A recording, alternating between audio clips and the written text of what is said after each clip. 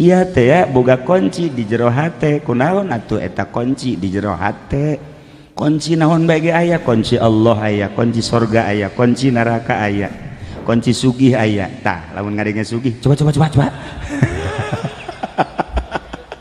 kunci susah aya kunci naon bae ge aya di jero hate kunaon haju sia neangan di luareun hate ieu kunci di jero hate lamun urang hayang nyaho neraka ayat 7 lawangna nu mukakeun lawang neraka lain malaikat urang sorangan surga ayat 8 lawangna nu mukakeun lawang surga lain malaikat urang sorangan di urang teh aya kuncina di urang teh aya cara mukakeunana lawang neraka aya di urang lawang surga aya di urang lawang surga aya 8 urang nu mukakeunana urang nu nutupkeunana lawang neraka aya di urang nu mukakeunana urang nu nutupkeunana nu matak dipersilakeun deuk muka lawang surga urang deuk nutupkeun lawang surga ge urang mukakeun lawang neraka urang mukakeun nutupkeun lawang neraka urang mana lawangna mata ceuli sungut lengan dubur kubul ieu suku lengan eta adalah lawang-lawang surga etalah lawang-lawang neraka kuncina ulah neangan hese-hese di jero qalb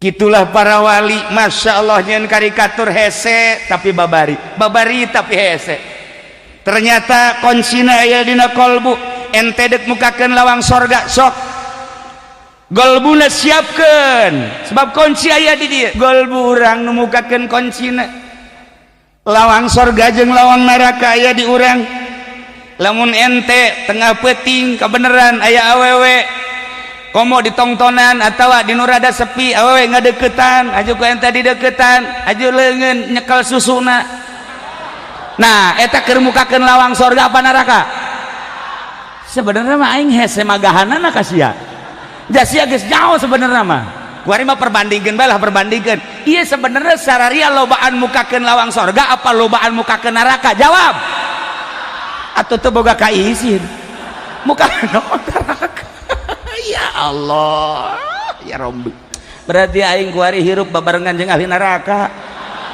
sedih amat ya aing hirup Gusti Allah kumaha urang lawang surga aya di urang lawang neraka aya di urang kuncina aya di jero qalbu ulah neangan di luar kunci mah kadang-kadang urang kan babari jasa ngomong beuh si anu kalakuanna teu beres waduh si anu si anu eta kabatur mah bisaan si anu pugunya ge anu eta kuncina nah kunci hilim kunci ilmu kunci hikmah makrifat aya di jero hate urang nu ngendalikeun peanganlah kunci simpen di dieu ya Allah ya Rabb lamun urang geus bisa hilim aya di dieu ilmu aya di dieu hikmah aya di dieu urang lain aya di alam ieu lamun urang aya di alam ieu mah kieu bae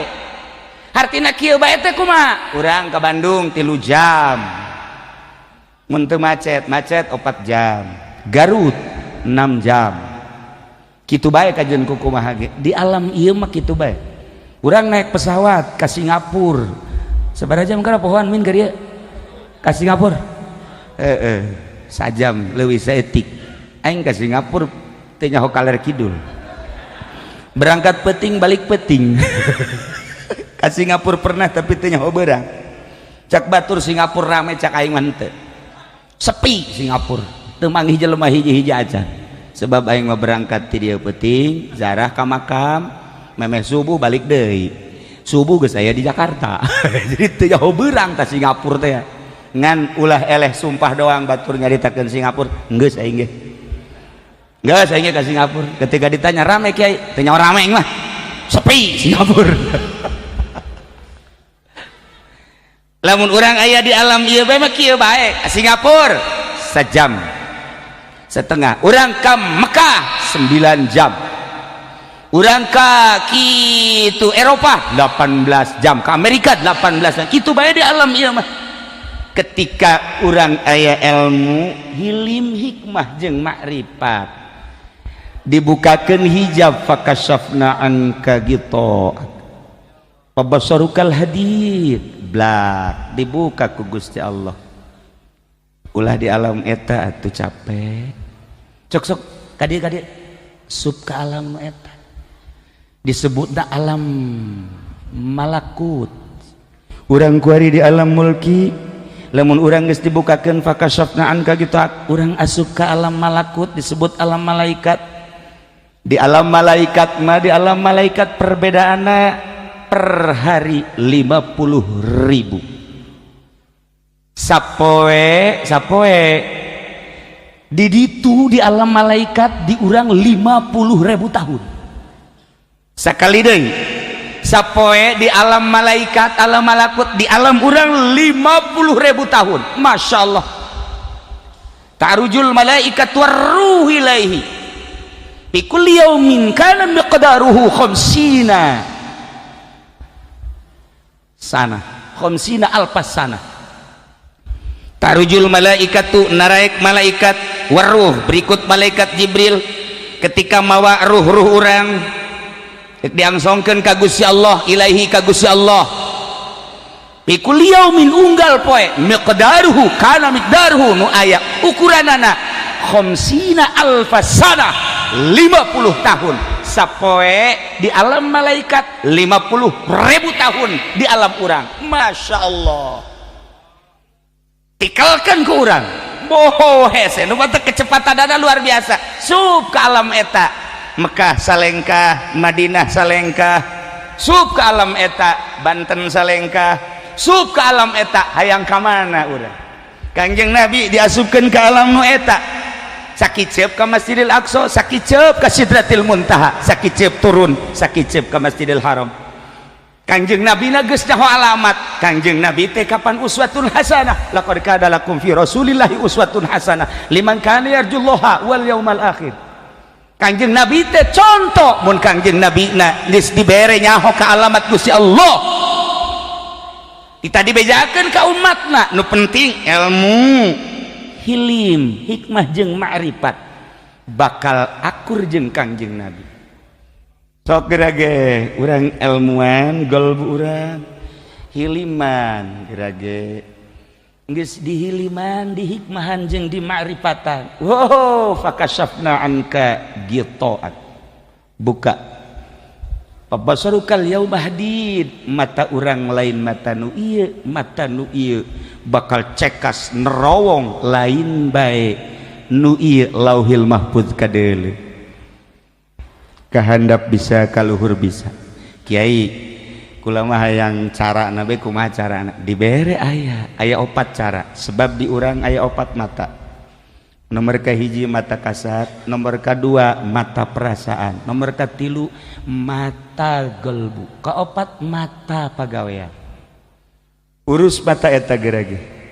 Lamun diurus ku urang mata ieu, diurus ku urang mata kolbu, diurus ku urang mata perasaan, diurus ku urang mata pagawean, urang bakal asup ka alam malaku. Tapak heula mata ulah pake dedeleuhan, tapak heula ceuli, sebab ieulah mata, ieulah lawang-lawang anu bakal ngarusak. Dek dikasorgakeun berarti lawang narakana kudu ditutup.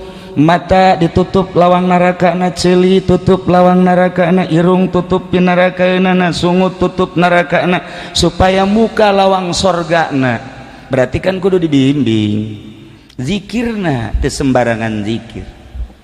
Kakarak bisa ieu maksudna naon kiai ngomong kitu. Ternyata Kangjeng bisa hiber, urang ge mun endek hiber bisa. Kiai kula hayang jasa hiber, hayu ndek ka imah kiai, ayo mau sapi sia ka imah sapi hiber kage ajeun ku kumaha. Lamun urang geus hiber diluhurkan ngeunaheun pleng, aju urang diluhurkan ngalamun aing ka mana kulantaran kebal teuing ngalamun ragag. aju ragakna ka laut teka caritakeun ieu sakadar nyaritakeun ternyata aya petunjuk-petunjuk cara Kangjeng Nabi. Lamun Kangjeng Nabi dibere buruk katakan bahasa Kangjeng Nabi.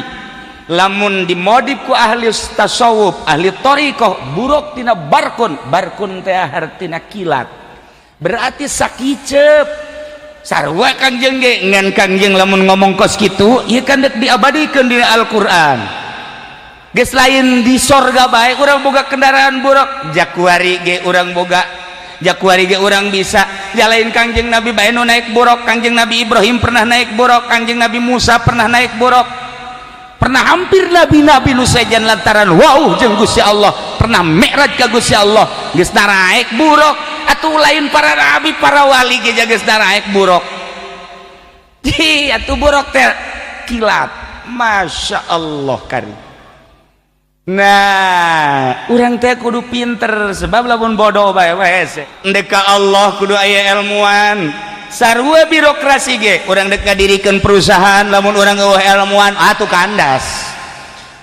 Kandas kajen ku kumaha ge. Urang dek ka Allah eueuh ilmuwan atuh salah kajen ku kumaha ge. Tetep bae kudu make ilmu. Okos Ki Junaidil Baghdadi ngayakeun pengajian. Lambat laun ribuan. Begitu ribuan gubernur raja milu ngaji. Begitu milu ngaji langsung kan gubernur nawaran Kaki Junaid, Yai kula geus jadi murid kiai. Ya alhamdulillah kulantaran kula ieu gubernur di dieu kula kan jadi murid kiai, maka kula endek menawarkan jasa. Butuh naon kiai? Bantuan tikula keur meujeuhna ngajabat. Ki Junaidil Baghdadi mah tungkul bae kieu. Barang tangga teh kula mah kieu bae Bapak Gubernur harap supaya libur ngajina ulah ngaji. Kaget gubernur. Mama, ai kitu kasinggung ku bahasan teu. Ai kitu keheul ka kula henteu. Kula mah ngajak ka Allah, henteu kasinggung teu keheul. Tapi kok kula tita ulah ngaji? Ulah bae heulanan lah. Henteu kula mah hayang jelas desa ulah ngaji kumaha ieu maksudna ulah ngaji. Sebab Bapak Gubernur ngarobahkeun hate kaula. Kamari ieu kula ngaji lillahi taala, ngajak manusia dek diajak ka Allah, resep teu resep pokona dek di ka Allahkeun. Kasinggung teu kasinggung dek di ka Allahkeun. Urusan kasinggung jeung teresep urusan pribadi. Tapi ketika gubernur nawaran ngagelok hate kaula, ketika ditawaran ku gubernur hayang naon jeung kebutuhan naon, maraka cabang hate kula hayang ngabangun ieu hayang ngabangun itu. Waduh, cak kula lamun aing ieu diteruskeun ngaji gubernur di hadapan aing anu cilakana. Batur mah datang ka kos kitu ngaji. Ku sebab naon aya ilmuwan. Coba tawaran Kaki Budoli. Kaki Budoli atuh aing atuh ditawaran proposal geus ka ditu. Ieu tah wali mah kos kitu. Aya nu nawaran, robah hate aing, cilaka aing. Kamari aing ngajak ka Allah. Kuari berarti aing geus hayang ka sia, hayang ngahormat aing ka sia. Kajen teh diajian ku sia aing daripada cilaka aing di akhirat. Wali. Aya naonan? Ilmu, hilim, hikmah jeung marifat. Masya Allah. Aing teu bisa hiber gara-gara gubernur ngaji, aing teu bisa hiber gara-gara raja ngaji, daripada aing teu bisa hiber kajen teu ngaji gubernur ka aing. Jeung teuing aing mah urusan kanaraka jama boh kejemamat. Kitulah para wali Allah. Masya Allah karim. Nah, ialah orang lamun nyaritakeun tentang asup ka alam eta, duh indah jasa. Kangjeng sakicep sebab lain di alam mulki aya di alam malakut. Ketika Kangjeng naik ka langit kahiji, kapanggihlah jeung Kangjeng Nabi Adam. Naik ka langit kadua, kapanggihlah jeung Kangjeng Nabi Yahya Isa. Naik ka langit katilu, kapanggihlah jeung Kangjeng Nabi Yusuf. Naik ka langit kaopat, kapanggihlah jeung Kangjeng Nabi Idris. Naik ka langit kalima, Kangjeng Nabi Harun. Naik ka langit kagenep, kapanggih jeung Kangjeng Nabi Musa. Naik ka langit katujuh, kapanggihlah jeung Kangjeng Nabi Ibrahim alaihis. salam nu mantak ternyata langit geus bae ku ahli tafsir wabeh di tafsiran ternyata langit renggang antara langit kahiji jeung langit kadua jeung langit katilu sebab Kangjeng kapanggih jeung para nabi di langit-langit tertentu. Ya Allah ya Rabb. Tah urang kuari Wesul Kurni ketika Kangjeng Nabi Mi'raj aya nu keur ayun-ayunan di handapeun aras. Naros Kangjeng Nabi ka malaikat Jibril aya teh saha nu ayun-ayunan umat anjeun Muhammad. Saha ngaranna Wesul Kurni. Keur naon eta di dinya istirahatnya nama di dinya teh nikmat jasa istirahat ayun-ayunan di handapeun aras. Ya Allah Ki Pudoli istirahat di Citra,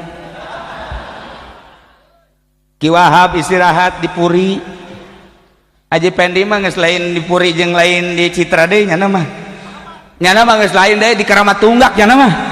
Ngan geus eueuh ku di Keramat Tunggak. Istirahat teh ya Allah ya Rabb.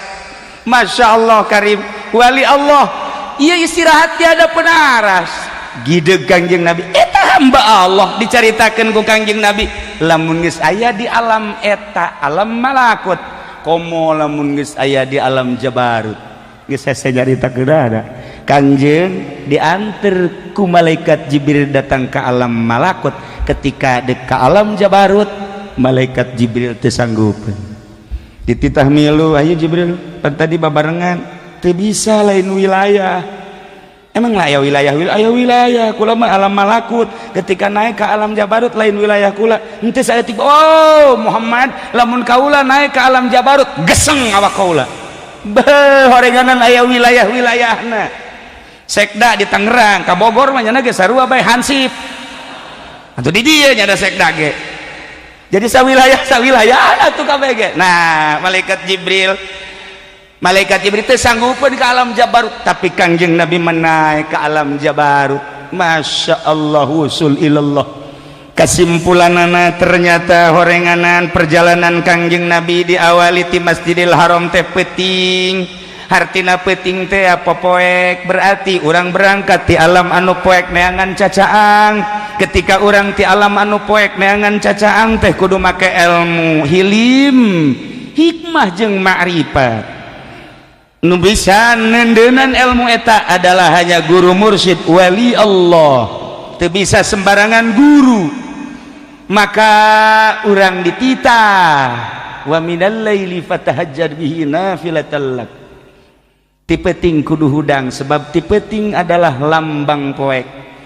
Ketika Kangjeng Nabi diberangkatkeun ti peuting lain ti beurang ieu hiji ibroh hiji contoh bahwa hamba nage ketika endek usul ilallah ulah sare ti peuting eueuh hiji waliullah nu peutingna sare moal aya nu mantap Abi Brozak mah jam 3 bang SMS cihuy asal jam 3 jam 2 nyeneng SMS kula mah kajenting teu boga HP tapi nyaho horenganan lain tas zikir tas sosonoan sosonoan yang pamajikanna ngarokok bae cihuy huhuy atuh teh mah mal wusul tah mah paling ya wusul kadinya wa minal laili fatahajjad bihi nafilatan lak lamun jelema geus dibere daek tahajud tidak terkecuali mungkin pejabat mungkin pedagang petani komo santri kiai ustad mantap jasa sebab nyana keur berangkat di tengah keheningan malam poek buta rata lambang popoek hayang menta cacaan sebulan 2 bulan setahun 2 tahun akan terasa gerak hudang peuting teh bakal manggih kanikmatan jam 2:30 urang hudang batur sarare bakal kapanggih jeung sesuatu pasti jasa sebulan 2 bulan macan kapanggih tapi satahun mah mungkin kapanggih hujan rada ngerecek eueuh nu liwat kemudian suara hening Masya Allah urang na hudang pasti baki papanggihan teu kebel aya sesengitan sengit sada sengit ieu naon ya bener bae nu sok tahajud bahorenganan sok papanggihan paingan cak kiai seng beuki ngambreng bae teh sengit beki ngambreng mantap jasa ya mantap asana malaikat ya asana malaikat barang bentak pocong pocong orang nyatu jeung pocong. Para jamaah kaum muslimin wal muslimat rahimakumullah tetap kudu dieusian ku ilmu sebab lamun bodoh dongeng hiji deui terakhir nu bodoh ye nu bodoh aya jelema bodoh ieu mah hese kan nu bodoh mah hese bae heuheuan ge ente kunaon betah mau bodoh atuh ieu mah bodoh tapi nyana wiridan bae wiridanana menang di buku lain menang di kiai diwirid begitu geus aya 40 poe wiridan tanggal malam 14 nyana keluar begitu keluar lewat ka sumur di deuleu sumur nyana gideg wah bulan ragag ka sumur cilaka. Waduh, iya kan kudu diselamatkan cekan. Lamun bulan tadi diselamatkan, iya cilaka bahaya kajian kukumaha ge. Sebab can orang adanya bulan raga kasubur ka karakuari. Gegeraan bae nyana langsung ka imah, ketrok palawang. Cak pamajikan aya naon ka? Bulan raga kasumur. Coba ka dia tambang. Nu bener ka? Heuh. Nyana nyokot tambang panjang. Terus tungtungna digagaetan gitu tah. Dibawa ku nyana kasumur. Pamajikan milu. Mana kak tuh jija bener cak pemajikan aja heuh bulan masya Allah cak yana eta bulan ragag aja ku kakak digaet cak yana digaet ku jono tambang dikehandapkeun kebeneran nyangkut di jero nyangkut tuh berat cak yana aduh kak mangkaning bulan mah gede cenah eta berat aja kuduaan tuh kuduaan yang pemajikan 1, 2, butuh bro berat nyangkut dina naon meureun dina batu ka jeung kumaha ge kulantaran kakebelan beunang kuduaan wah nyana nangkara masyaallah barang deuleu ka luhur alhamdulillah ka luhur bener alhamdulillah berhasil urang berhasil blon teh coba eta si bodoh kajian kumaha ge tetep bae bodoh bae aju nyana sasalaban jeung pamajikanna bu kakak hadena aya kakak lamun eueuh kakak atuh bulan terus-terusan di sumur atuh kakak teh ya cak nyana pan kakak mah sekda aduh teu bareres nah ieu ilmu nu penting para jamaah kaum muslimin wal muslimat rahimakumullah Allah ngadamel langit 7 lapis. Raja mana nu bisa nyen langit raja mana nu bisa nyen bumi sehebat teknik Jepang moal bisa nyen taneuh acan segagah Amerika moal mampu nyen awan-awan acan ternyata raja hanya sementara tapi adigunana pohara. Lamun urang raja kuari okos numual malodar numual parae padahal mah ayat raja malikal mulki kulillahumma malikal mulki tutil mulka man tasha wa tanzi'ul mulka mimman tasha wa tu'izzu man tasha wa tudhillu man tasha biyadikal khair innaka ala kulli syai'in godir jadi jelema nang raja diraja jadi raja nang raja diraja Allah isuk pageto turun jadi raja kuga raja maharaja kemudian nyana engke paeh ku raja diraja geus Allah maha kawasa atuh janu nyieun langit jeung nyieun bumi lamun urang nyaritakeun bumi 7 lapis urang nyaritakeun langit 7 lapis tinggal ahli-ahli tafsir nyaritakeun tentang lapisan bumi apakah lapisan tersebut nempel apa renggang urang mun nyaritakeun nempel sok aju ngerenyed nyaritakeun renggang kitu keneh aya bae tanu renggang-renggang ieu keur carita bumi persilahkeun ke ahli tafsir tentang langit lapisanana, di langit ka hiji, langit ka dua, langit ka tilu, langit ka opat, langit ka lima, langit ka genep sampai ka tujuh, rapet apakah renggang? Hanya Kangjeng nu apal, hanya Kangjeng nu uninga. Maka supaya jelas tentang bumi, supaya jelas tentang langit, cek Gusti Allah aing nyeun seorang hamba anu moal aya papadana, mulyana moal aya papadana, agungna moal aya hinggana, moal aya bae di alam dunia modal kos kitu, ngaranna kakasih aing Muhammad. Muhammad ku aing endek didatangkeun ka aing, cek Allah endek titah silaturahmi. Maksudna kunaon? Maksudna titah nungtun umat, titah mere nyaho ka umat supaya umat nyahueun bahwa aya malikal mulki, supaya manusia saantero di dunia supaya nyahueun nu nyieun langit jeung nyieun bumi teh aing, cak Allah, supaya engke nyampaikan nu ngaran kakasih aing Muhammad ka seluruh umat bahwa langit teh aya nu nyieun, bumi teh aya nu nyieun. Ku aing dipanggil heula abeh nyahueun alamatna. Jibril, coba turun sakedeung. Mangga Gusti. Jemput Muhammad, ulah salah ke rojak deui.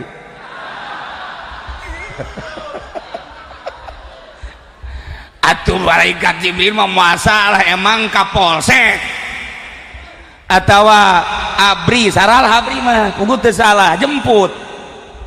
Komo aja pendi mah loba salah, kita ngajemput lalaki cewek. Ulah salah jemput, Jibril moal dijemput ku malaikat Jibril minal masjidil haram ilal masjidil aqsa, di Masjidil Aqsa naik ka Sidratil Muntaha, usul ilallah. Maksudna naon? Supaya nyaho alamat ka Gusti Allah, setelah nyaho alamat bejakeun Muhammad aing teh aya nu nyieun langit jeung bumi, jeung bejakeun Muhammad ke seluruh umat jung kadarieu kitu ka aing, besi teh apaleun alamatna bejakeun ku hidup Muhammad. Ye alamatna ye tah nu mantap urang kuari perkenalan jeung Kangjeng Nabi supaya urang ku Kangjeng Nabi diajak ka singgasana Rabb Allah subhanahu wa ta'ala. Masya Allah. Urang lamun deka belusukan hese kulantaran teu nyaho alamat, kuari urang teu nyaho presiden urang di mana. Boro-boro Presiden Jokowi, presiden urang ieu presiden Tangerang teu nyaho apakah di Tangerang apa di Jakarta, wallahu a'lam teu nyaho. Sanu nyaho coba bupati urang di mana? Henteu nyaho. Kula mah nyaho. Weh rahasia. Aduh. Nyaho lah kajen ku kumaha ge. Teu beres lah.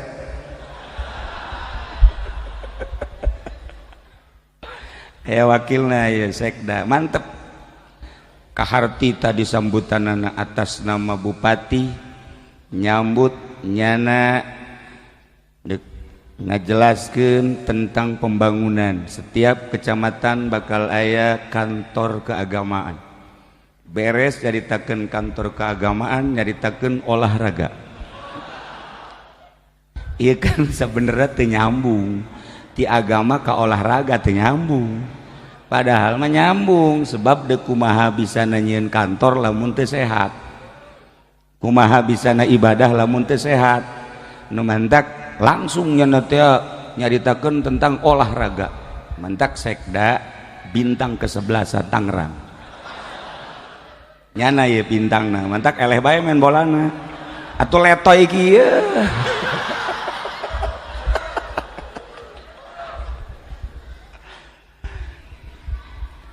Lamun urang nyaritakeun jemputan Kangjeng Nabi binal Masjidil Haram ilal Masjidil Aqsa sabaraha jarakna, di Masjidil Aqsa ka Sidratil Muntaha sabaraha jarakna, tetapi kunaon sakicep datang, ya Allah ya Rabb. Sedangkan jarak bumi matahari baik 1.500 juta kilometer. Cahaya matahari nyorot ka urang eta teh lamun hayang nyahok kecepatanana 300.000 per detik.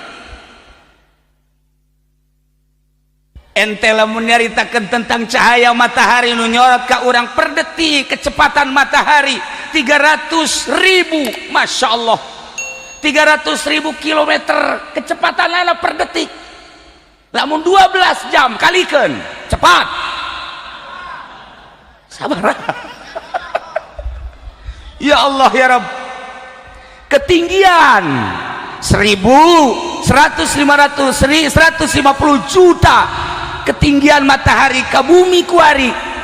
Antara kecepatan matahari anu nyorot ka urang jeung ketinggian anak, berarti kan ketika urang leuleuh ka panon poe geus ka mana, cahayana panon poe geus ka mana, kecepatanana luar biasa. Dihitunglah oleh astronomi ahli palak nu mantak di ilmu palak, ulah disangka ilmu palak teh sembarangan. Sanajan jago kumaha ge ilmu palak aya di Quran, ketika salah batur salahkeun. Ja aya perhitungan anak atau kecepatan ketinggian anak, ya urang teu kudu make jeung aturan kafir bae. Kadang pleset aturan kafir, banggakeun aturan Islam. Kurang kumaha ulama jago ilmu palak, matak laon tuturkeun ilmu palak ulama, ulah nuturkeun sang kafir blon meleset sia we salah bae. Urang kuari tertegun ku urusan kecanggihan kafir, padahal lamun urang menelusuri keaslian tetap Al-Qur'anul Karim.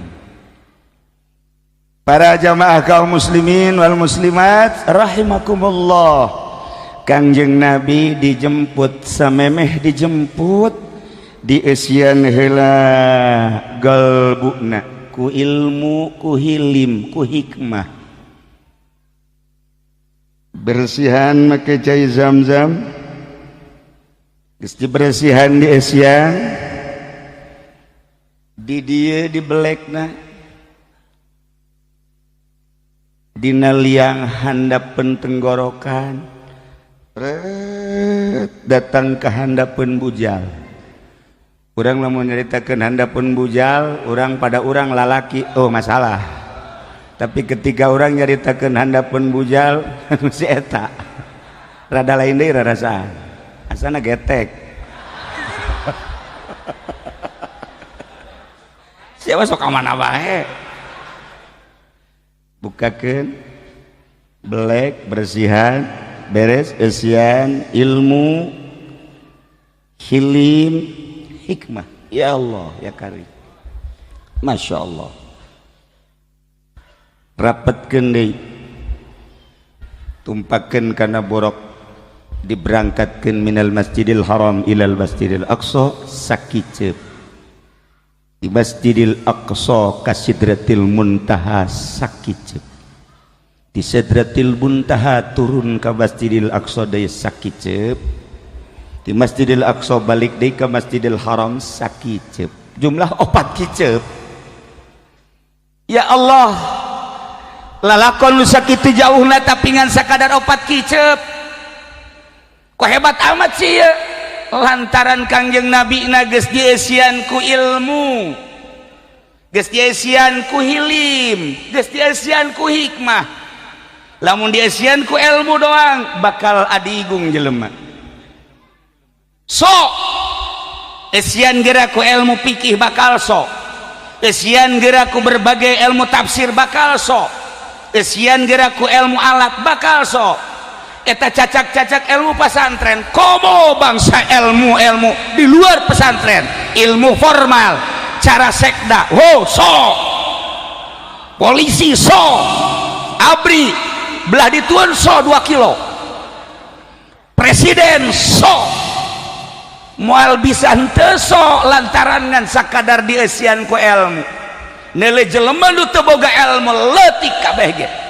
samarukna sekda jelema teu leutik ya di bawah aing kabeh ge kecuali nyala berhadapan jeung bupati kakarak hampura kakarak berhadapan jeung camat mat kemana sia mat komo hansip mat leutik cak sekda sebab naon ngan ilmu eusina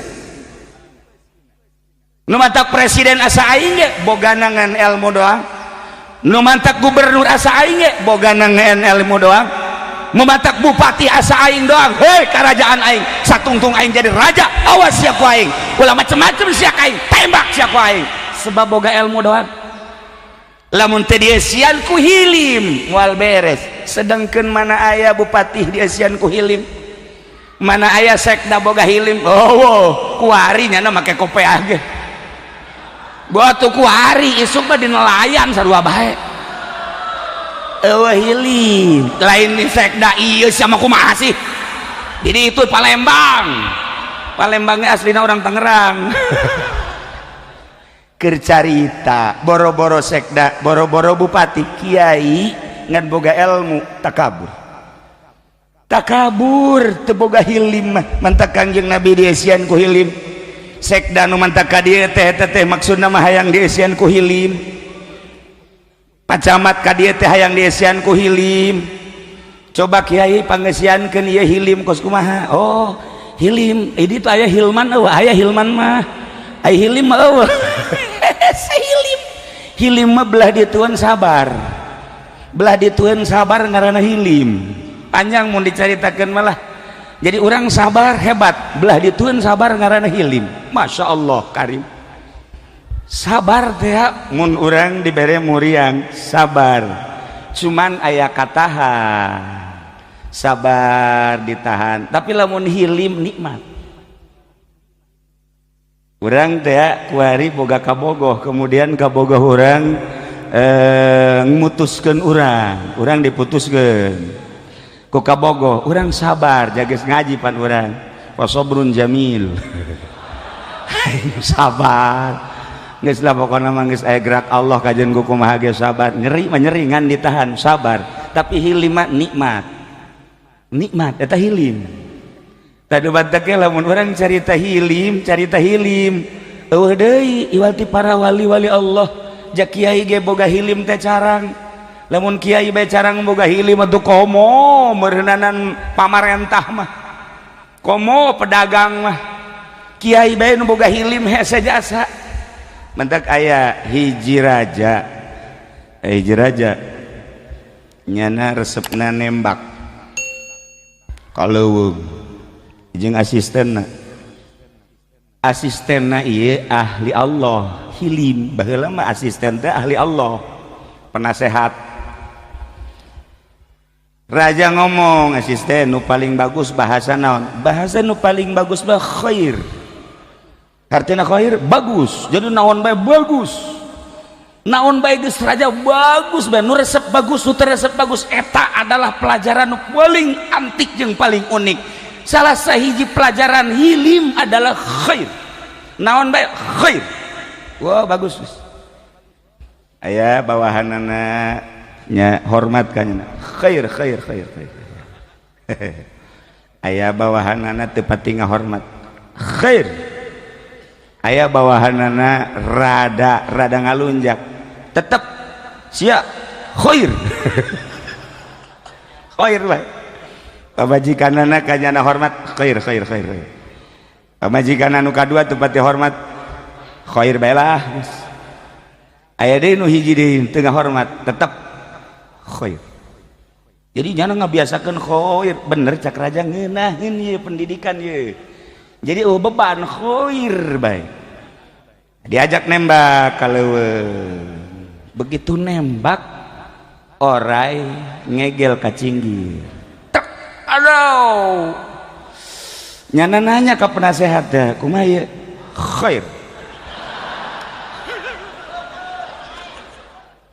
aing hese nyebut khair dah manya ya digegel khair tetap raja khair dibalik ieu pasti aya hikmah tetap khair sia penasehat teu beres ya nyana nyokot algojona bawa penjarakeun khoir bae khoir.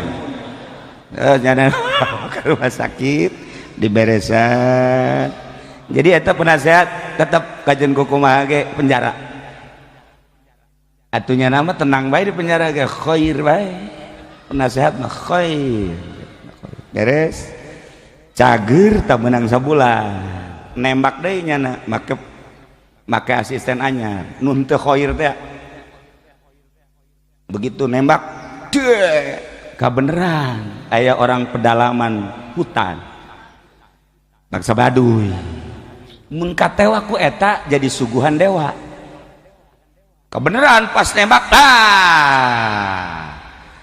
cak Baduy iya horeganan dia mangsa aing mau tidak mau tewa cak raja iya mun ditewa kieu kumaha ieu nyaon teh raja tidak mau tahu raja ke wakil ke rakyat pokoknya saha nu beunal ku kaula jadi suguhan dewa paeh kajen ku kumaha waduh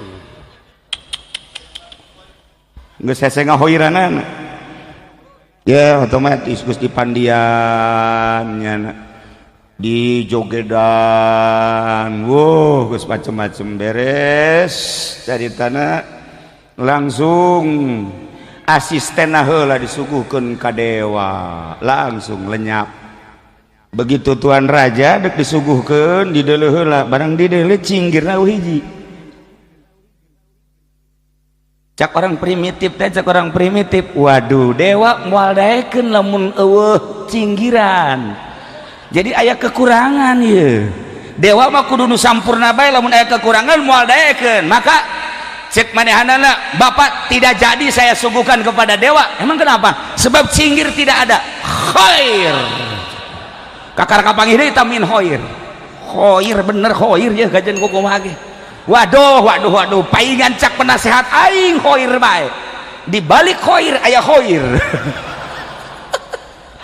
nyana balik ka kerajaan mana penasehat aing keluarkeun keluarkeun aman begitu keluarkan kunaon ieu bedi diamankan ku sebab gara-gara maneh nganasehatan ka bapa khoir baheula eukeur cinggir bapa digegel orai cek maneh khoir karasa ku ari ku bapa kitu kunaon atuh bapa pandek disuguhkeun ka ditu jeung penasehat bapa anu anyar gaganti maneh ka dewa haju atuh itu penasehat mah bapa geus bapak henteu lantaran cinggir eueuh hiji dewa teu daekeun lamun cinggir eueuh hiji mantak inget ka nasihat maneh khoir ternyata eta penasehat ge meluk bae khoir kunaon maneh kenceng amat atuh kula ge lamun teu dikapenjarakeun meureun kula anu paeh ka ditu heuh nya heuh ieu ge khoir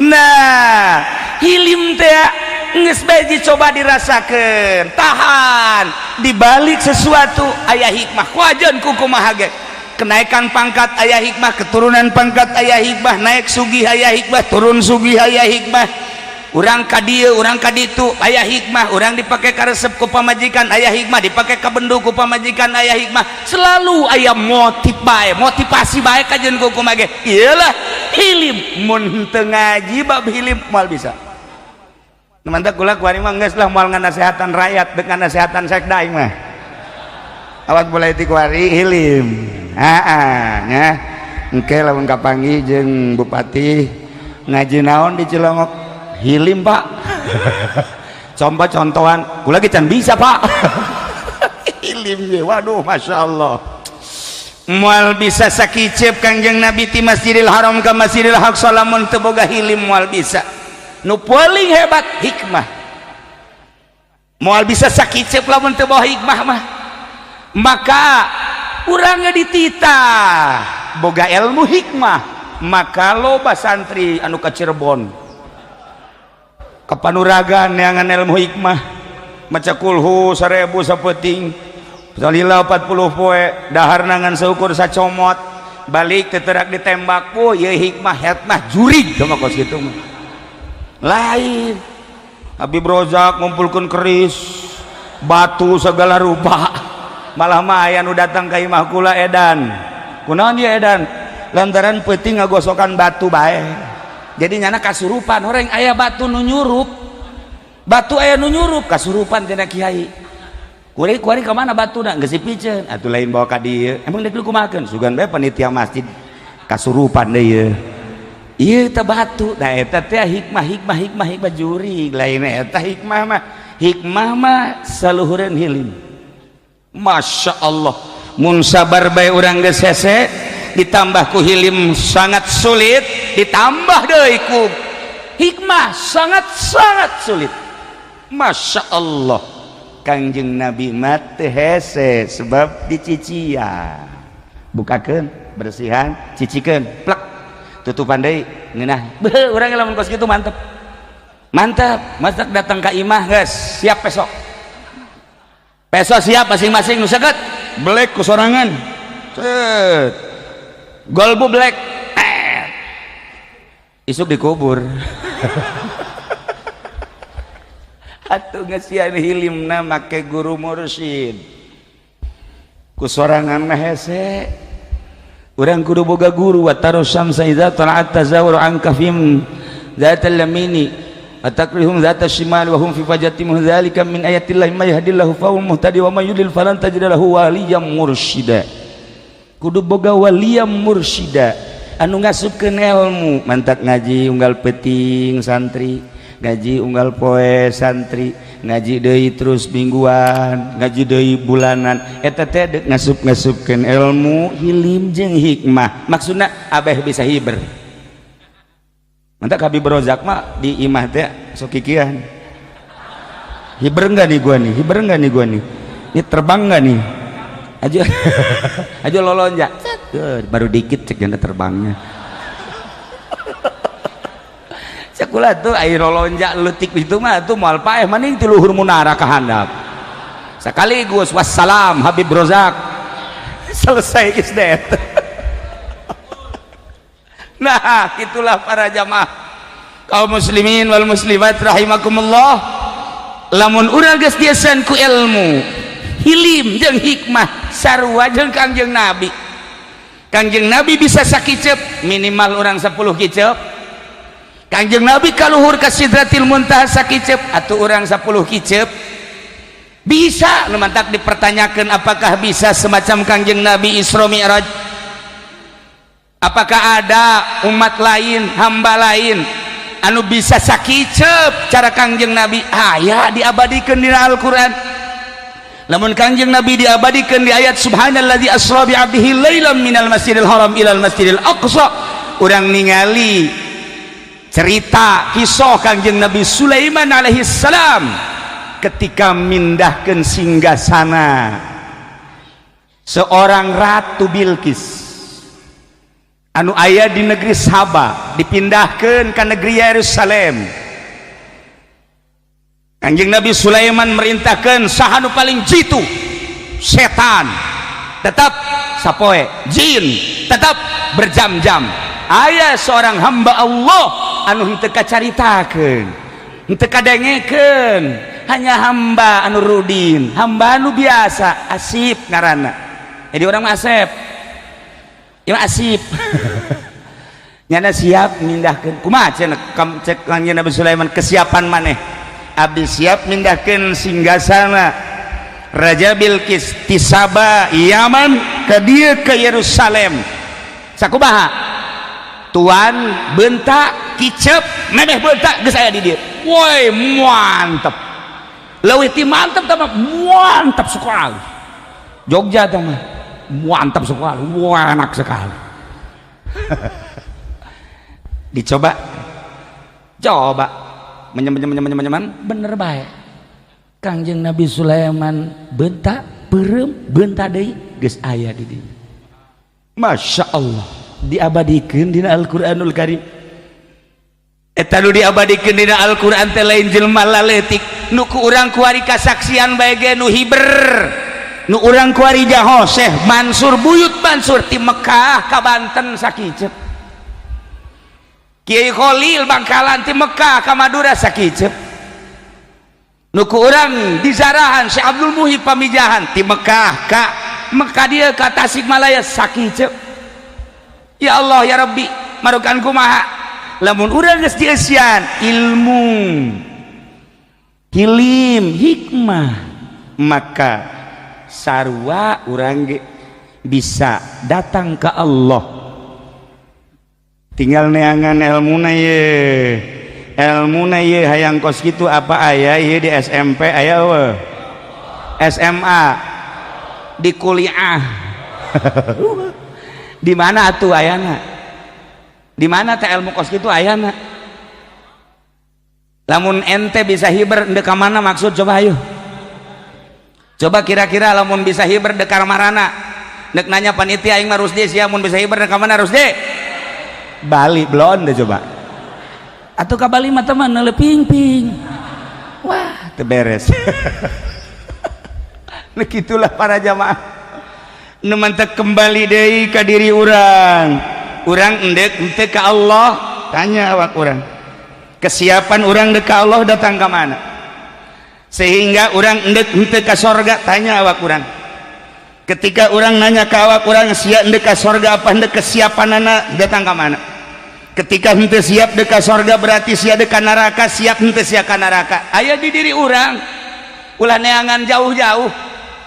Kok saya jelema kukulintingan wali ya ka tukang kahareup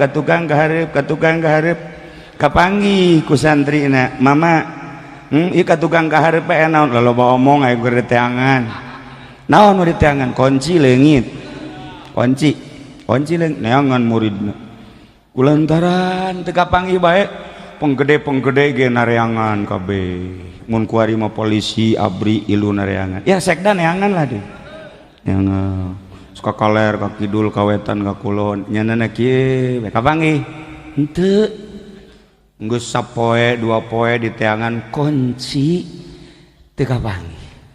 Ditanya mama ieu nu leungit kunci naon sagala rupa aya di dinya sabendel cakna leungit kabeh kunci atuh mama ieu kumaha bisa leungit kieu nya eta teangan deui teu kapanggih kulantaran teu kapanggih bae ditanya nu bener mama leungitna di mana, leungitna di jero imah. Apa nih tangan di luar di jero imah mah poek cek dina aya di luar mah caang sugan bae adi nu caang bloon cenah mama tah aya leungit di jero imah di tangan di luar itu mah kapanggih-panggih. Cak mama pugu sia nu bloon aing teh deuk ngapertikeun kebloonan sia teh boga kunci di jero hate kunaon atuh eta kunci di jero hate. Kunci naon bae ge aya, kunci Allah aya, kunci surga aya, kunci neraka aya, kunci sugih aya. Tah lamun ngadenge sugih coba kunci susah aya, kunci naon bae ge aya di jero hate. Kunaon haju sia neangan di luareun hate. Bloon mama tah sia nu bloon. Jiheu nya urang bloon ka lain mama sian bloon goblok. Aing mah nyontoan doang. Tuh jadi emang ai jeung wali mah hese okos tu salah tapi bener mantak lamun tingkah hiji jelema ahli Allah sing hade mandal tadi Indonesia Raya eta kan kos tu bloon sabenerna mah bloon asli.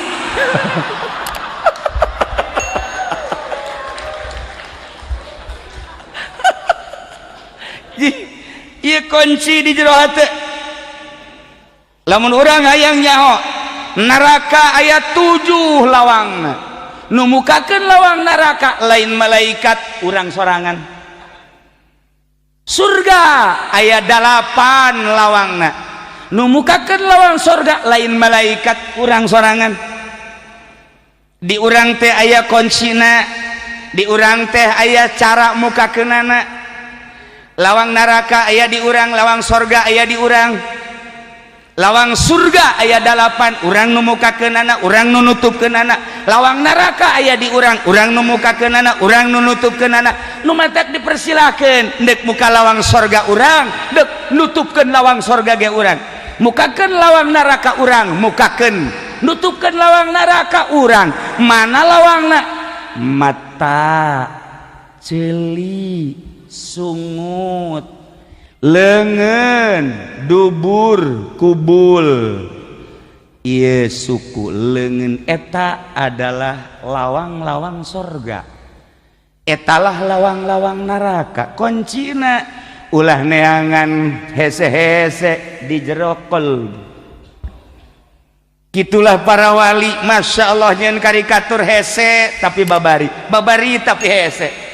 Ternyata kuncina aya dina qalbu. Ente dek mukakeun lawang sorga sok qalbuna siapkeun sebab kunci aya di dieu. Ente dek mukakeun lawang neraka sok bukakeun kuncina aya di dieu. Urang dek nanya bae ku ari mah, ketika sekda korupsi eta berarti keur mukakeun lawang sorga apa neraka? Sekda urang mukakeun sorga apa mukakeun neraka? Siap bolong. Ketika panitia masjid nu ngaranna Haji Masuri aya jahe haju kunyana didelekeun bae dadana lantaran poe Minggu tiap pan masuk mere nyana pan masuk narimana tah haju ban didelekeun lain neuleuna naon neuleu dada sebab dadana rada lama lebih bejakeun lah baik tah eta Haji Masuri keur mukakeun lawang sorga apa neraka? Sia nyaho sebenarnya mah sia nyaho tapi sia ge osok belon.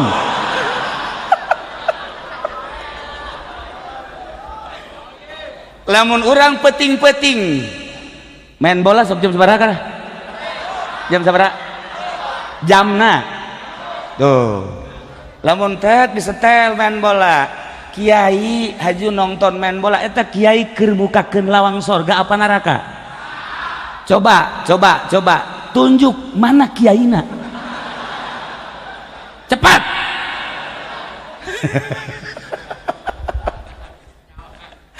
Golbu urang nu mukakeun kuncina lawang sorga jeung lawang neraka aya di urang. Lamun ente tengah peuting kabeneran aya awewe komo ditongtonan atawa di nu rada sepi awewe ngadeukeutan aju ku ente dideuketan aju leungeun nyekel susuna. Nah eta keur mukakeun lawang sorga apa neraka?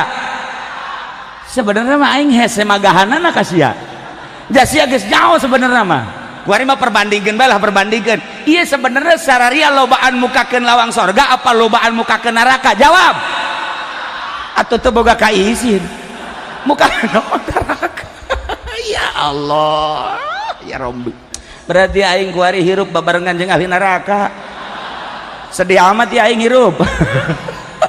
Gusti Allah. Kumaha urang lawang sorga aya di urang lawang neraka aya di urang kuncina aya di jero qalbu ulah neangan di luar kunci mah. Kadang-kadang urang kan babari jasa ngomong beuh si anu kalakuanna teu beres. Waduh si anu si anu eta kabatur mah bisaan si anu pugunya ge anu eta kuncina. Nah kunci hilim kunci ilmu kunci hikmah makrifat aya di jero hate urang nu ngendalikeun. Peanganlah kunci simpen di dieu ya Allah ya Rabb. Lamun urang geus bisa hilim aya di dieu ilmu aya di dieu hikmah aya di dieu urang lain aya di alam ieu.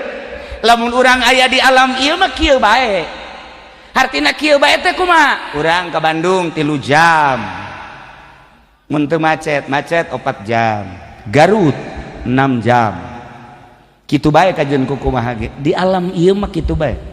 Urang naik pesawat ka Singapura sabaraha jam kana pohoan min ka dieu ka Singapura?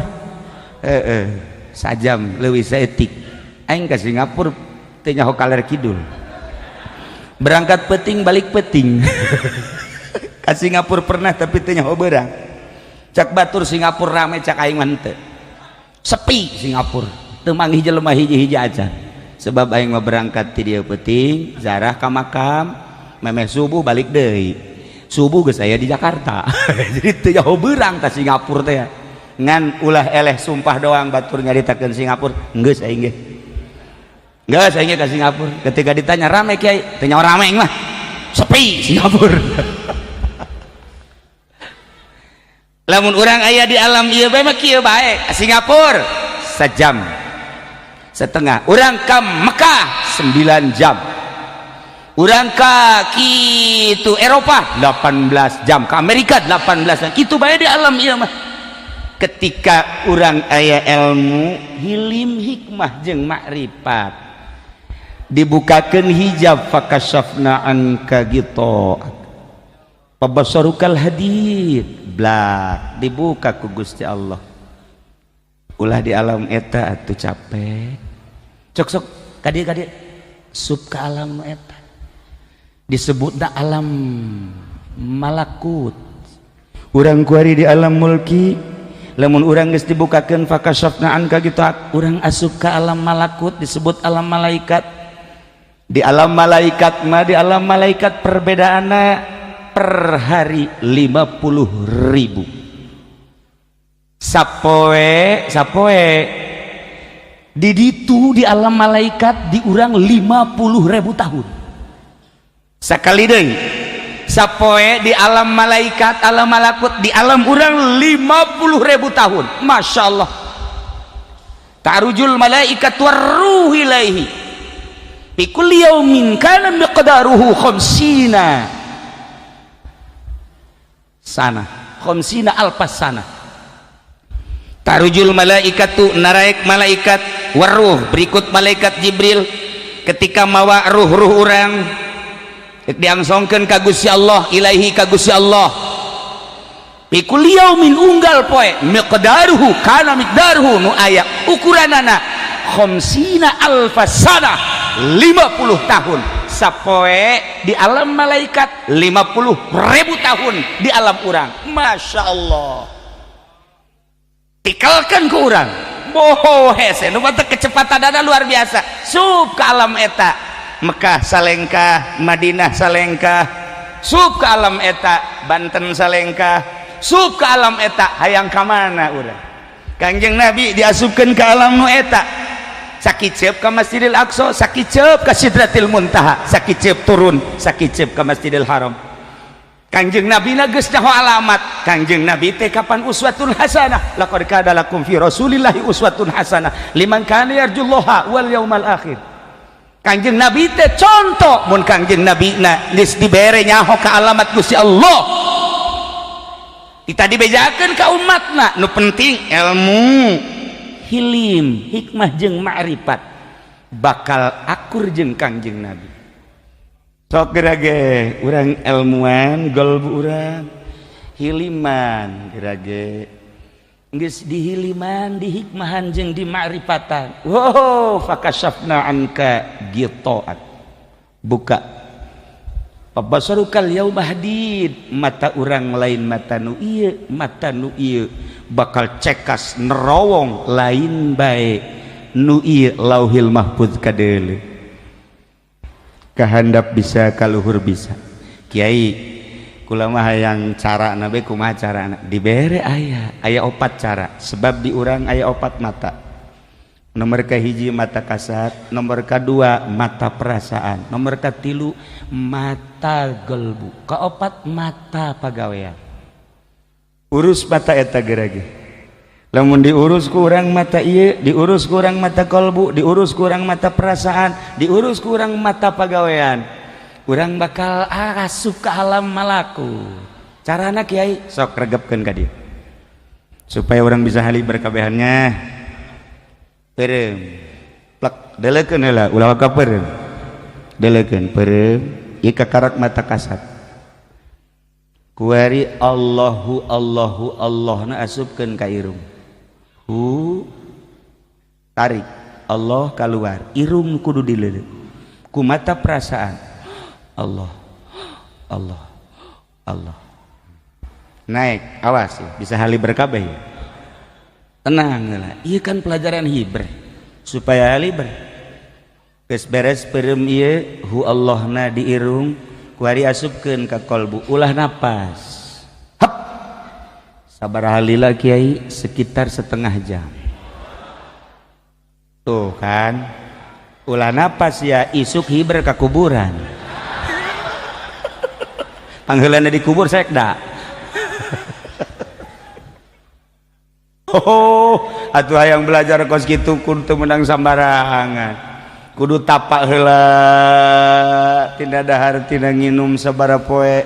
Tapak heula mata ulah pake dedeleuhan, tapak heula ceuli sebab ieulah mata, ieulah lawang-lawang anu bakal ngarusak. Dek dikasorgakeun berarti lawang narakana kudu ditutup. Mata ditutup lawang narakana ceuli, tutup lawang narakana irung, tutup pinarakaeunana sungut, tutup narakana supaya muka lawang sorgana. Berarti kan kudu dibimbing zikirna teu sembarangan zikir kakarak bisa. Ieu maksudna naon kiai ngomong gitu? Ternyata Kangjeng bisa hiber, urang ge mun endek hiber bisa. Kiai kula hayang jasa hiber, hayu ndek ka imah kiai, ayo mau sapi sia ka imah sapi hiber kage ajeun ku kumaha. Lamun urang geus hiber diluhurkan ngeunaheun pleng, aju urang diluhurkan ngalamun aing ka mana kulantaran kebal teuing ngalamun ragag. Aju ragakna ka laut teu kacaritakeun ieu sakadar nyaritakeun. Ternyata aya petunjuk-petunjuk cara Kangjeng Nabi. Lamun Kangjeng Nabi dibere buruk eta kan bahasana bahasa Kangjeng Nabi. Lamun dimodif ku ahli tasawuf, ahli thariqah, buruk tina barkun teh artina kilat, berarti sakicep sarua Kangjeng ge ngan Kangjeng lamun ngomong kos kitu ieu kan diabadikeun di Al-Qur'an. Geus lain di sorga bae urang boga kendaraan buruk, jakuari ge urang boga, jakuari ge urang bisa. Jalain Kangjeng Nabi bae nu naik buruk, Kangjeng Nabi Ibrahim pernah naik buruk, Kangjeng Nabi Musa pernah naik buruk. Pernah hampir nabi-nabi nu sejan lantaran wow jeung Gusti Allah, pernah mi'raj ka Gusti Allah geus naik buruk. Atuh lain para nabi para wali ge geus naik buruk. Di atuh buruk teh kilat. Masya Allah karim. Nah, urang teh kudu pinter sebab lamun bodoh bae hese. Cari teh jelema bodoh bahaya. Aya jelema naik pesawat deuk ka Mekah. Bodoh ya jelema bodoh ya. Kan di pesawat teh di hareup mah kelas bisnis. Kula ya pernah naik pesawat kelas bisnis, horenganan tersiksa di kelas bisnis teh kudu make bahasa Inggris bae. Ai di kelas ekonomi mah urang teh waktu disuguhan waktu henteu di kelas bisnis mah jam sabaraha bae urang hayang cai teh kopi teh roti teh dan sebab bebas di kelas bisnis mah ngan bahasana Inggris. Ai kula bisa ngan yes jeung no sakitu doang, tungtungna aing tersiksa. Senang tersiksa na atuh teu bisa pan ngomongna. Lah dihenteu-henteukeun bae. Ngan kulantaran lapar, ya nurutan batur. Toel. Nyana ngomong make bahasa Inggris. Kukula dibejakeun. Maksudnya aing hayang kos kitu tah. Nyana seri yes benar datang aing nu nyana mah gede nu aing leutik ya leutik amat sih asana teu seubeuh bener mah teu seubeuh ieu kan urang hayang nambah ngomongna naon geus beak pan tadi hanjakal dibeakeun lamun aya mah kitu setengah Noel kos kieu deui gitu kan ngeunah ieu geus beak hese tersiksa aing bisnis. Nah iya ya bisnis. Nah aya orang Banten pan orang Banten mah karampungan min karampungan orang Banten jeung kumaha aing bae orang Banten mah tanya sekda ge naik kapal di Mekah. Begitu naik kapal neuleuh di kelas bisnis burung lalega nyana diuk di dinya tere bae pramugari geus ngomong Bapak mah kursinya bukan di sini, ini nomornya di belakang. Wah, sarua mayat. Bisa. Atuh aduh. Bisa. Pramugari geus sesele melalui pramugara. Cek pramugara, Pak, mohon maaf.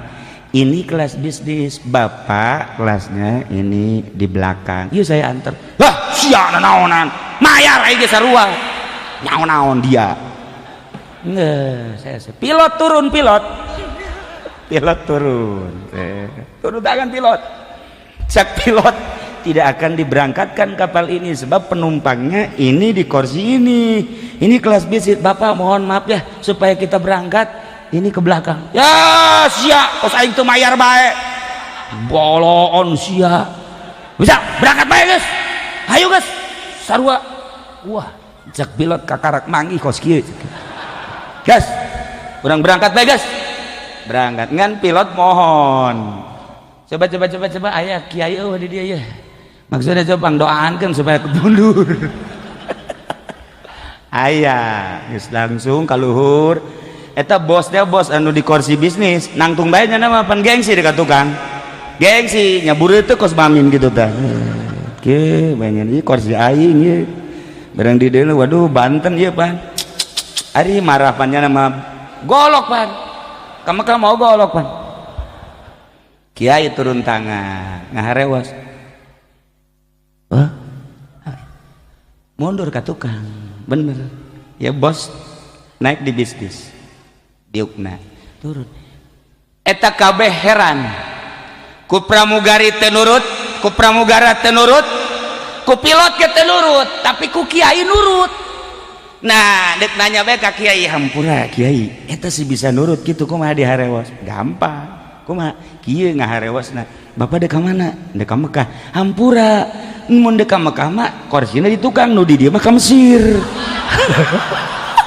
Bapak iri ka Mesir di dieu bae. Oh aing atuh ka Mesir sakjana. Turun ya ka tukang. Eta bodoh teh dibawa kos kitu eta. Sakapal ge cakena waduh aing aturan ka Mesir sakjana. Tah eta bodoh, eueuh ilmuwan di dieuna. Hese atuh ilmuwan maka jen kumaha ge. Barang datang teh ka Jidah, cenah ka Mesir. Ja Mekah keneh. Pilot hampir dibunuh ku nya. Goblok cenah sia. Ja ka Mekah kabeh. Eta baduy, eueuh ilmuwan mah hese atuh kajen kumaha ge. Endek ka Allah kudu aya ilmuwan. Sarua birokrasi ge urang dek ngadirikeun perusahaan lamun urang eueuh ilmuwan atuh kandas kajen kumaha ge. Urang dek ka Allah eueuh ilmuwan atuh salah kajen kumaha ge. Tetep bae kudu make ilmu. Okos Ki Junaidil Baghdadi ngayakeun pengajian lambat laun ribuan. Begitu ribuan gubernur raja milu ngaji. Begitu milu ngaji langsung kan gubernur nawaran kaki Junaid, Kiai kula geus jadi murid Kiai. Ya alhamdulillah kulantaran kula ieu gubernur di dieu kula kan jadi murid Kiai, maka kula endek menawarkan jasa. Butuh naon Kiai? Bantuan ti kula keur meujeuhna ngajabat. Ki Junaidil Baghdadi mah tungkul bae kieu.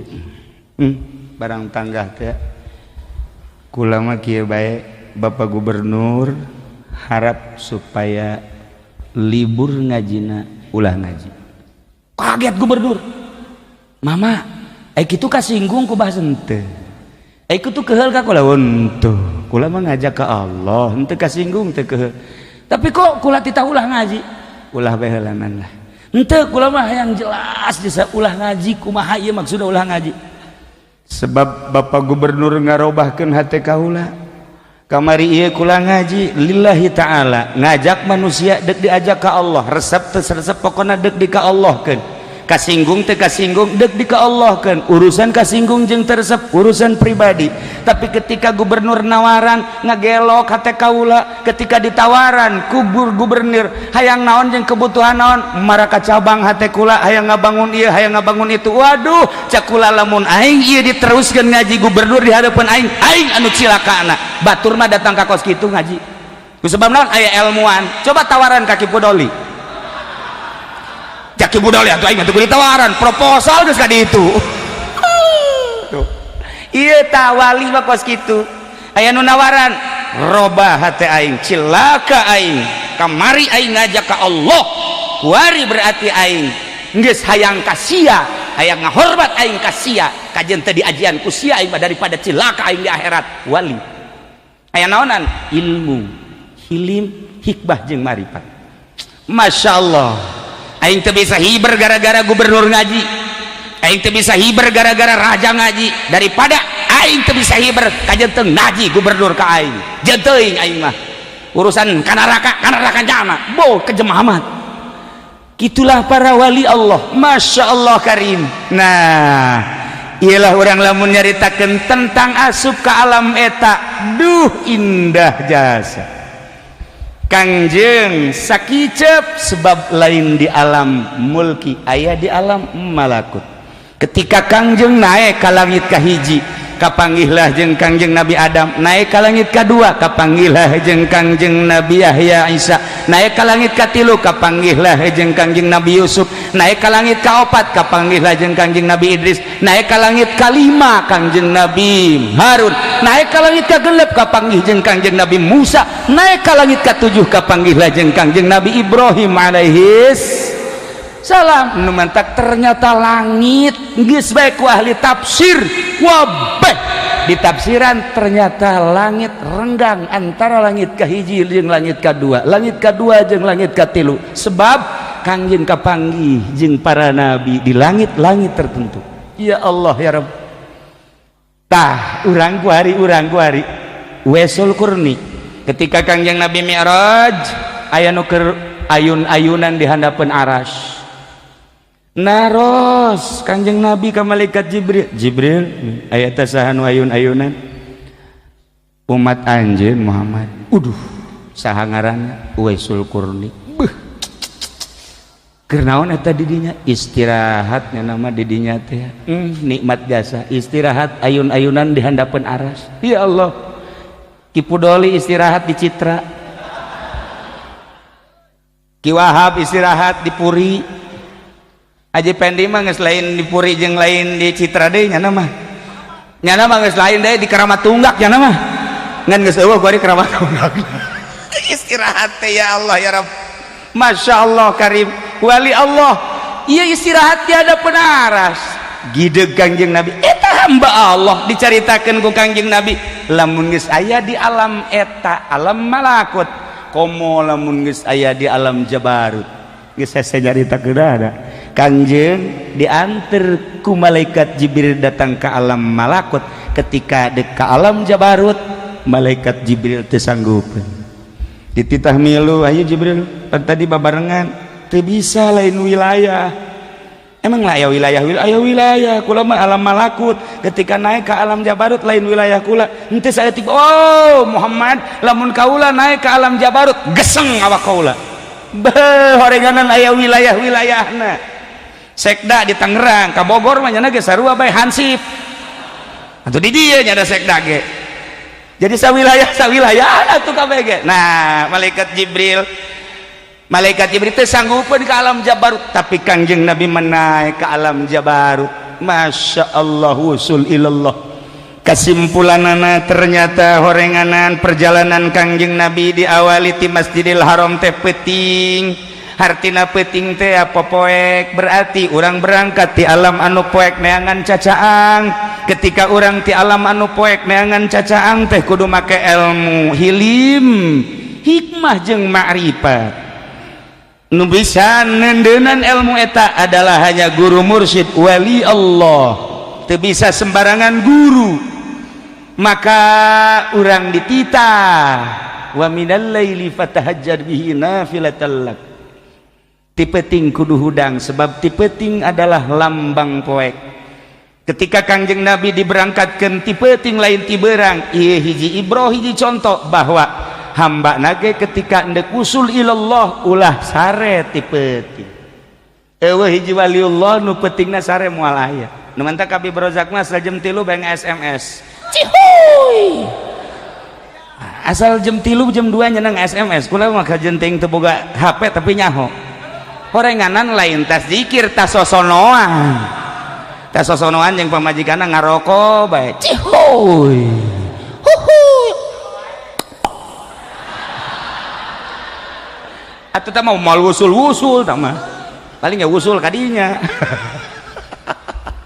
wa minal laili fatahajjad bihi nafilatan lak lamun jelema geus dibere daek tahajud tidak terkecuali mungkin pejabat, mungkin pedagang, petani, komo santri, kiai, ustad mantap jasa sebab nyana keur berangkat di tengah keheningan malam poek buta rata lambang popoek hayang menta cacaan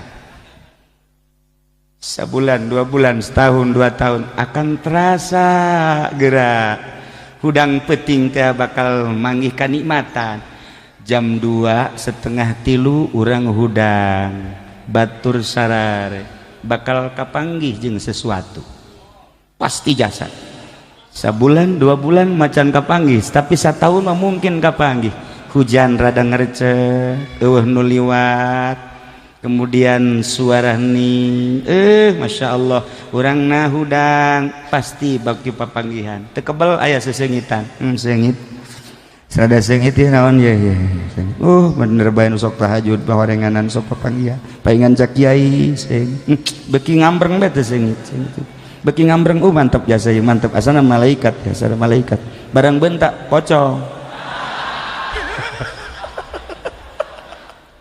pocong urang nyatu jeung pocong para jamaah kaum muslimin wal muslimat rahimakumullah tetep kudu dieusian ku ilmu sebab lamun bodoh dongeng hiji deui terakhir nu bodoh ye nu bodoh aya jelema bodoh ieu mah hese kan nu bodoh mah hese bae heueuan ge ente kunaon betah mau bodoh atuh ieu mah bodoh tapi nyana wiridan bae wiridanana menang di buku lain menang di kiai di wirid bae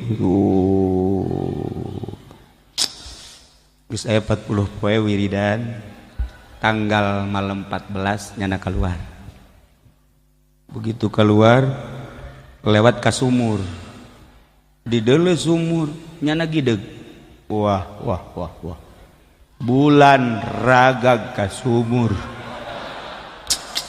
cilaka waduh ieu kan kudu disalametkeun ceuk lamun bulan teh disalametkeun ieu cilaka bahaya kajen kumaha ge sebab can orang adanya bulan raga kasubur kakarakuari gegeraan bae nyana langsung ka imah ketrok palawang cak pamajikan aya naon kak bulan raga kasumur coba ka dia tambang nu bener kak nyana nyokot tambang panjang terus tungtungna digagaetan gitu tuh dibawa ku nyana kasumur pamajikan milu mana kak tuh jija bener cak pamajikan jauh teh bulan Masya Allah cak yana eta bulan ragag aju ku kakak digaet cak yana digaet ku jono tambang dikahandapkeun kebeneran nyangkut di jero nyangkut tuh berat cak yana aduh kak mangkaning bulan mah gede cenah eta berat atuh berat aju ku duaan atuh duaan jeung pamajikanna 1 2 boto bro berateun berat nyangkut dina naon meureun dina batu ka jeung kumaha ge kulantaran kakebelan beunang kuduaan wah nyana nangkara Masya Allah barang deuleu ka luhur alhamdulillah ka luhur bener alhamdulillah berhasil urang berhasil blon teh coba eta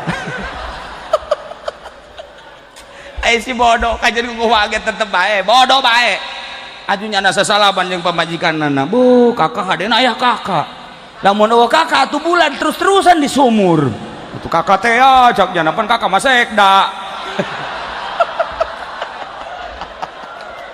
aduh teu bareres nah ieu ilmu nu penting para jamaah kaum muslimin wal muslimat rahimakumullah lamun urang nyaritakeun tentang perjalanan Kangjeng Nabi indah sebab naon urangna cinta ka Kangjeng Nabi iman ka Kangjeng Nabi kajen kumaha ge moal anggeus-anggeus sebab tama diabadikeun ku cinta moal beak urang nyaritakeun Kangjeng Nabi andai kata tatangkalan dijadikeun pena laut dijadikeun mangsi jang nyipatan Kangjeng Nabi moal beak boro-boro nyipatan Kangjeng Nabi nyipatan ka boga urang ge sarwiti anggeus-anggeus urang nyeun surat yang sarwiti teu beak-beak Masya Allah kutulis sepucuk surat ini di keheningan malam. Setelah kutulis akan kukirimkan surat ini ke pangkuan. Niscaya surat ini akan berlayang. Berlayang surat ini tak bersayap, berjalan tak berkaki. Jurig damaja.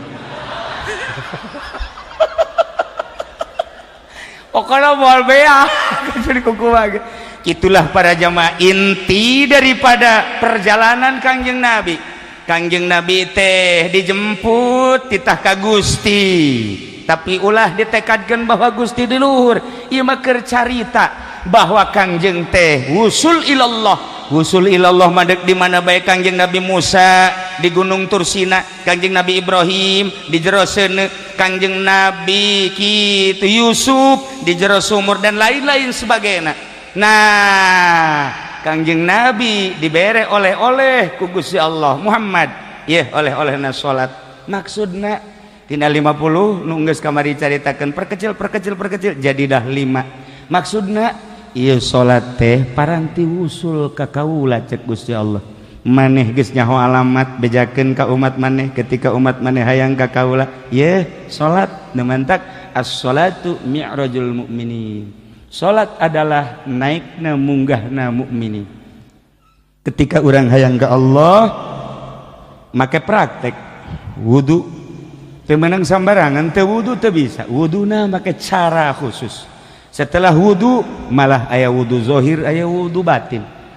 Langsung orang menghadap ka Baitullah. Mun di urang di dieu ngiblat kulon. Mantepkeun hate, kosongkeun segala rupa ulah aya di jero hate. Jabatan tunda heula di luareun urang, kemudian kitu naon ngaranna pangkat tunda di luareun urang, harta tunda di luareun urang, sakabeh kegiatan tunda di luareun urang, sebab urang hendak menghadap ka Malikal Mulki anu tu'til mulka man tasya wa tanzi'ul mulka mimman tasya wa tu'izzu man tasya wa tudhillu man tasya biyadikal khair innaka ala kulli syai'in qadir. Seakan eueuhna naon iwal ti Gusti Allah. Mulai urang usolli Allahu Akbar, ketika nyaritakeun Allah di dieu di jero ieu buleud eueuh anu aya ngan sakadar Allah. Keagungan naon eleh ku keagungan Allah, ayana sagala rupa eleh ku ayana Allah. Kakarak urang bisa mi'raj ka Gusti Allah. Masya Allah karim. Tinggal insyaallah carana supaya urang hadir jeung Gusti Allah kumaha. Insya Allah kemun pajang umur merah hari cara na kumaha. Nah supaya Allah aya di dieu teh kumaha carana, aya cara. Sebab awak urang teh sebagai gambaran kendaraan. Isuk pagi tuh ketika roh keluar maja awak urang mah dipikeun ka leuweung teu saha cenah bapak urang nu ku urang dicintai rohan mah kaleuweungkeun, cenah ieu teh raja urang dikaleuweungkeun bae, cenah ieu kakasih urang dikaleuweungkeun bae. Komo musuh mah hirup kana ge kaleuweung bae habak kabeh kaleuweung. Aya roh maka supaya hadir roh nu suci, sebab supaya kapanggih jeung nu maha suci. Roh urang suci ndek berhadapan jeung nu maha suci. Carana kumaha aya di kolbu urang, kuncina aya di kolbu urang, tinggal carana praktekna. Insyaallah iraha waktu urang bahas supaya urang mantep menghadap ka Gusti Allah Subhanahu wa taala. Nu jelas oleh-oleh Kangjeng Nabi geus teu asing deui salat salila urang hirup sing hade ulah dileungitkeun, ulah ditinggalkeun. Salat satungtung normal di diri urang, akal urang laksanakeun salat, sebab salat adalah jang paranti ka Allah Subhanahu wa taala. Urang ngadoa mudah-mudahan urang kabehan dikuatkeun iman, dicintakeun ka Gusti Allah urang supaya cinta ka Gusti Allah, cinta ka Kangjeng Nabi urang supaya urang di akhirat urang babarengan jeung Kangjeng Nabi urang, Kangjeng Nabi Muhammad sallallahu alaihi wasallam. Sakumaha tadi urang berangkat tina popoek supaya menang cacaang, urang kuari neangan cacaang, urang terapkeun cacaang ala kadar saperak 2 perak di masjid. Yuk urang babarengan maca sholawat jang neangan cacaang supaya urang dibawa ku cacaang masjid sadayana. Urang ngadoa Allahumma sholli wa sallim ala sayyidina Muhammadin fil awalin والآخرين وبارك وسلم ورضي الله تعالى عن سادتنا أصحاب سيدنا رسول الله أجمعين آمين يا الله يا رب العالمين اللهم ارحم أمة سيدنا محمد اللهم اجبر أمة سيدنا محمد اللهم أصلح أمة سيدنا محمد اللهم فرج عن أمة سيدنا محمد صلى الله عليه وسلم اللهم انفعنا بما علمتنا وعلمنا ما ينفعنا وزدنا علما ويقينا والحمد لله على كل حال ونعوذ بالله من كل حال أهل النار ربنا تقبل منا إنك أنت السميع العليم وتب علينا إنك أنت التواب الرحيم اللهم اهدنا الصراط المستقيم اللهم اهدنا الصراط المستقيم اللهم اهدنا الصراط المستقيم صراط الذين أنعمت عليهم من النبيين والصديقين والشهداء والصالحين وحسن أولئك رفيق ذلك الفضل من الله وكفى بالله عليما اللهم يا شهيدا غير غائب ويا قريبا غير بعيد ويا غالبا غير مغلوب اجعل من أمرنا يا الله فرجا ومخرجا يا صريخ المستسخين ويا غوث المستغيثين إنك تعلم مكاننا وتعلم حالنا ولا يخفى عليك شيء من أمورنا ربنا آتنا في الدنيا حسنة وفي الآخرة حسنة وقنا عذاب النار وصل وسلم على جميع الأنبياء والمرسلين